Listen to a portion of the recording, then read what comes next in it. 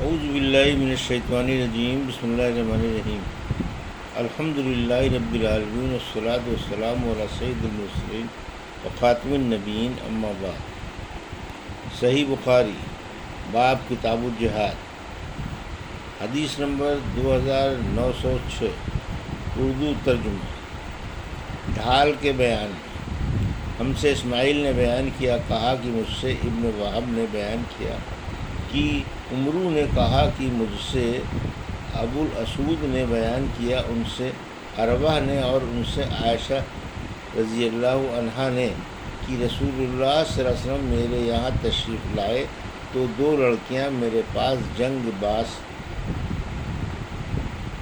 باز کے گیت گا رہی تھیں۔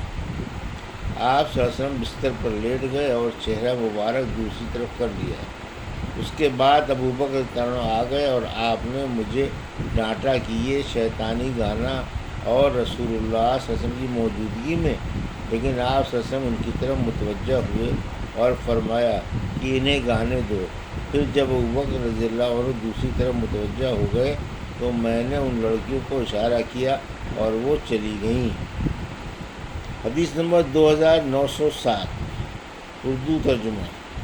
عائشہ رضی اللہ عنہا نے بیان کیا کہ عید کے دن سوڈان کے کچھ صحابہ ڈھال اور حراب کا کھیل دکھلا رہے تھے۔ اب جب میں نے خود رسول اللہ صلی اللہ علیہ وسلم کہا، یا آپ نے ہی فرمایا کہ تم بھی دیکھنا چاہتی ہو؟ میں نے کہا جی ہاں۔ آپ صلی اللہ علیہ وسلم نے مجھے اپنے پیچھے کھڑا کر لیا۔ میرا چہرہ آپ صلی اللہ علیہ وسلم کے چہرے پر تھا، اس طرح میں پیچھے پردے سے کھیل کو بخوبی دیکھ سکتی تھی، اور آپ صلی اللہ علیہ وسلم فرما رہے تھے، خوب بنو ارفدہ۔ جب میں تھک گئی تو آپ صلی اللہ علیہ وسلم نے فرمایا بس۔ میں نے کہا جی ہاں۔ آپ نے فرمایا تو پھر جاؤ۔ احمد نے بیان کیا اور ان سے ابن وہب نے ابو بکر رضی اللہ عنہ کے آنے کے بعد دوسری طرف متوجہ ہو جانے کے لیے لفظ عمل کے بجائے فلما قفل نقل کیا ہے، یعنی جب وہ ذرا غافل ہو گئے۔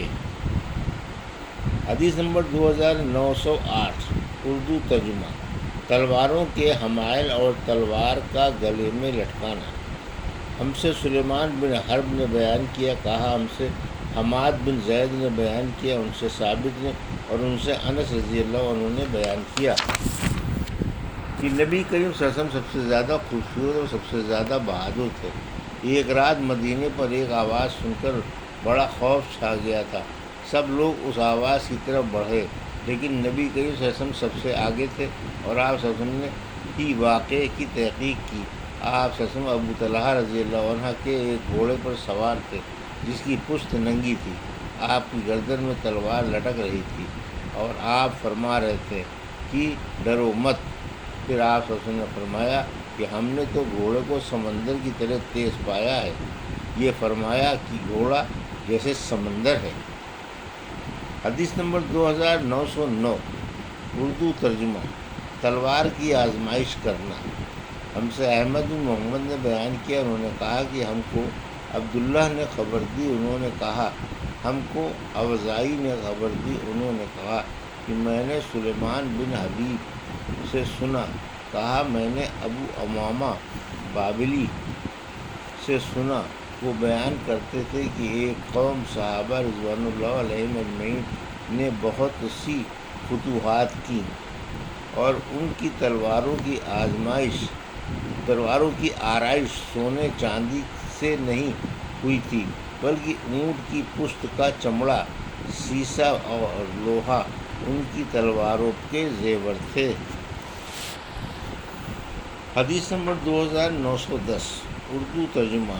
جس نے سفر میں دوپہر کے آرام کے وقت اپنی تلوار درخت سے لٹکائی۔ ہم سے ابو الیمان نے بیان کیا، کہا ہم کو شعیب نے خبر دی، ان سے زہری نے بیان کیا، کہا مجھ سے سنان بن ابی سنان الدولہ اور ابو سلمہ بن عبد الرحمن نے بیان کیا، اور انہیں جابر بن عبداللہ رضی اللہ عنہ نے خبر دی کہ وہ نبی کریم صلی اللہ علیہ وسلم کے ساتھ نجد کے اطراف میں ایک غزوے میں شریک تھے۔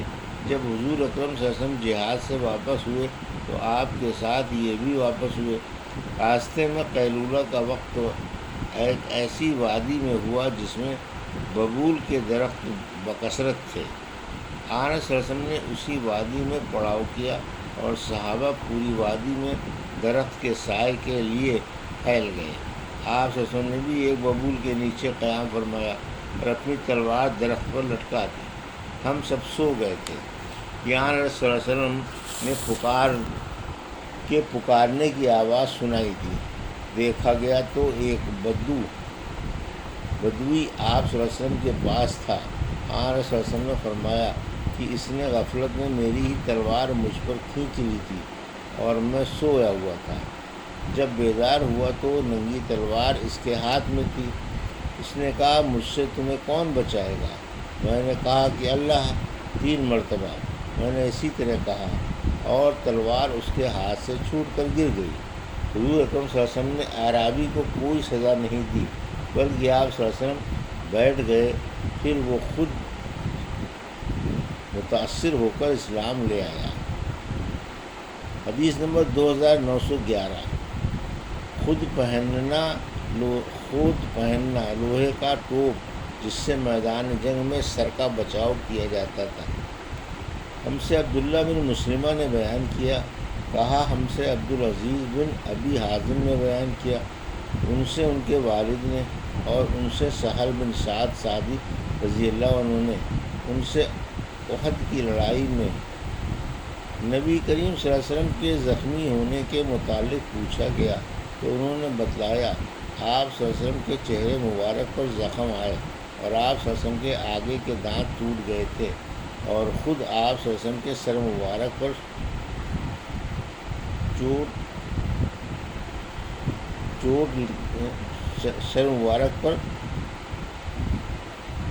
گئی تھی جس سے سر پر زخم آئے تھے۔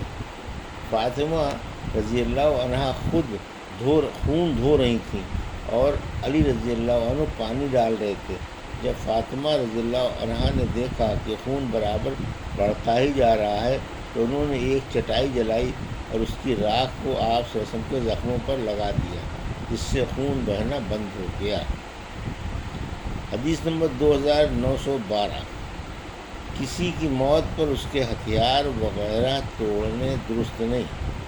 ہم سے عمر بن عباس نے بیان کیا، کہا ہم سے عبد الرحمن بن مہدی نے بیان کیا، ان سے سفیان سوری نے، ان سے ابو اسحاق نے، اور ان سے عمرو بن حارث رضی اللہ عنہ نے بیان کیا کہ نبی کریم صلی اللہ علیہ وسلم نے وفات کے بعد اپنے ہتھیار ایک سفید خچر اور ایک قطع اراضی سے، جسے آپ پہلے ہی صدقہ کر چکے تھے، کے سوا اور کوئی چیز نہیں چھوڑی تھی۔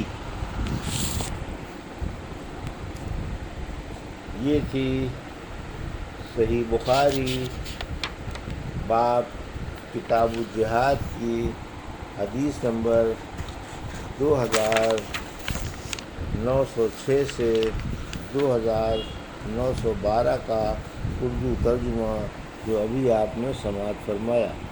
اللہ سے دعا ہے کہ اللہ میں حدیثوں کی صحیح سمجھ عطا فرما اور ان پر عمل کرنے کی توفیق عطا فرما۔ آمین یا رب العالمین۔